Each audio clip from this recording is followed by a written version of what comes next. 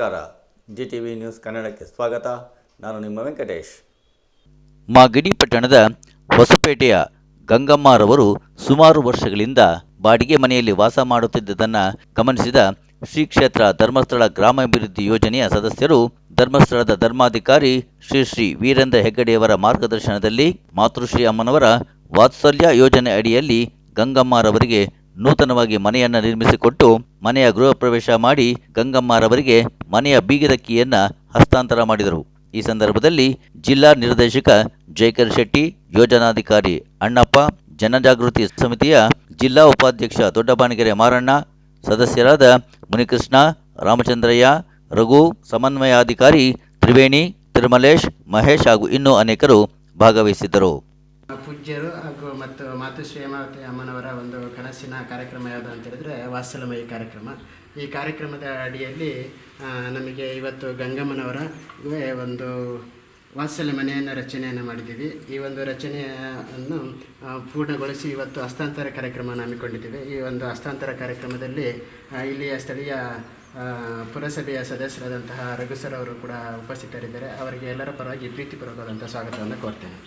ಹಾಗೂ ಈ ಒಂದು ಸಂದರ್ಭದಲ್ಲಿ ಬೆಂಗಳೂರು ದಕ್ಷಿಣ ಜಿಲ್ಲೆಯ ಜಿಲ್ಲಾ ನಿರ್ದೇಶಕರಾದಂತಹ ಜಯಕರ್ ಶೆಟ್ಟಿ ಸರ್ ಅವರು ಆಗಮಿಸಿದ್ದಾರೆ. ಅವರಿಗೂ ಕೂಡ ಪ್ರೀತಿಪೂರ್ವಕವಾದಂಥ ಸ್ವಾಗತವನ್ನು ಕೋರ್ತೇನೆ. ಹಾಗೂ ನಮ್ಮ ಜನಜಾಗೃತಿ ವೇದಿಕೆಯ ಉಪಾಧ್ಯಕ್ಷರಾದಂತಹ ನಮ್ಮ ಮಾರಣ್ಣ ಸರ್ ಅವರು ಕೂಡ ಆಗಮಿಸಿದ್ದಾರೆ. ಅವರಿಗೂ ಕೂಡ ಪ್ರೀತಿಪೂರ್ವಕವಾದಂಥ ಸ್ವಾಗತವನ್ನು ಕೋರ್ತೇನೆ.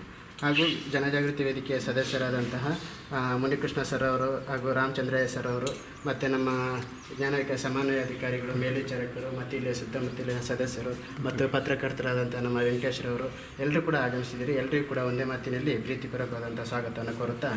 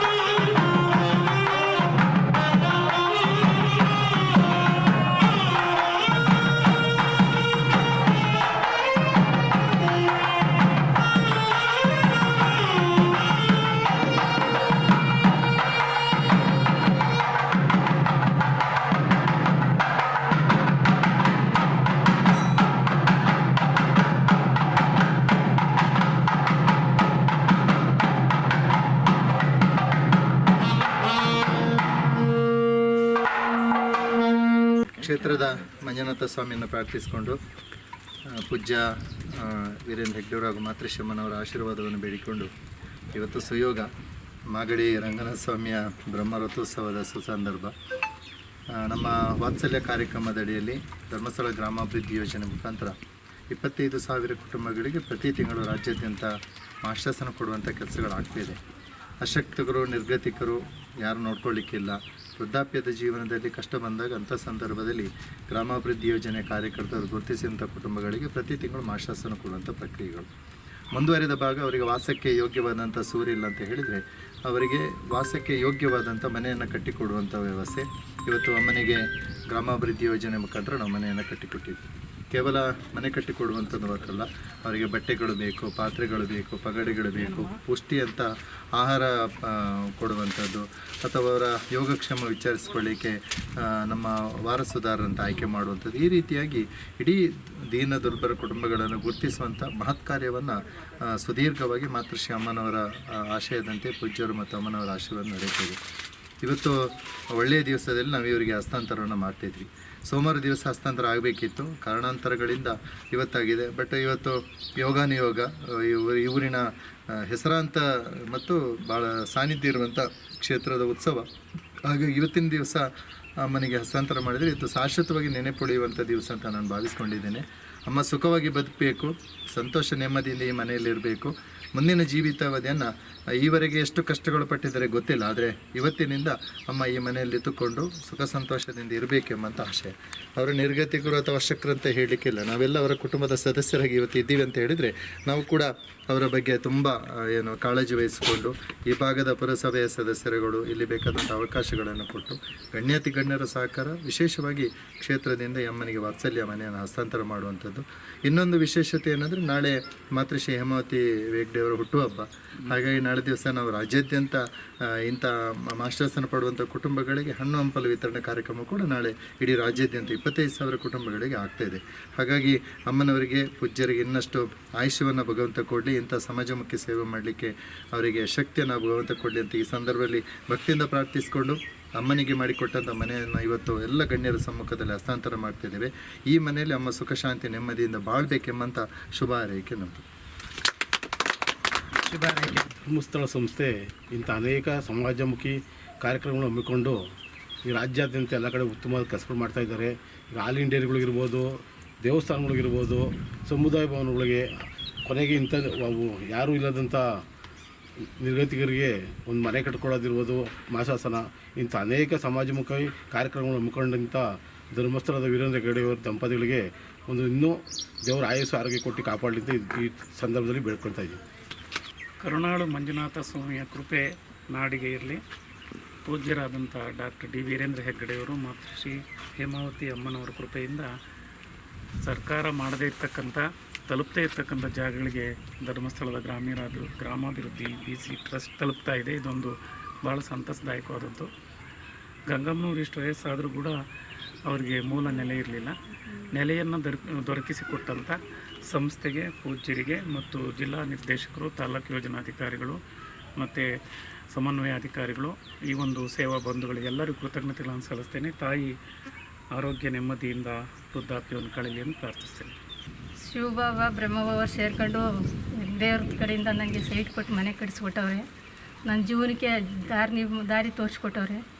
ನಾನು ಅವರಿಂದ ನಾನು ಬದುಕಬೇಕು, ಅವರಿಂದ ನಾನು ಸ್ವರ್ಗ ಸೇರಬೇಕು, ಸ್ವರ್ಗದ ದಾರಿ ಸಿಗಬೇಕು. ಭಗವಂತ ನಮಗೆ ಸ್ವರ್ಗದ ದಾರಿ ಸಿಕ್ಕವಷ್ಟು ಎಲ್ಲರ ಆಶೀರ್ವಾದದಿಂದ ಸ್ವರ್ಗದ ದಾರಿ ಸಿಕ್ಕ ಓಡಾಡ್ತಾ ತಿರುಗಾಡ್ತಾ ಕರ್ಕೊಂಡೋಗಿ ಭಗವಂತ ಕೆಳಗೆ ಬೀಳುವಂತೆ ಮಂಜುನಾಥ ಸ್ವಾಮಿ ಕಡೆಯಿಂದ ಕೊಡಿಸ್ಕೊಟ್ಟವ್ರೆ.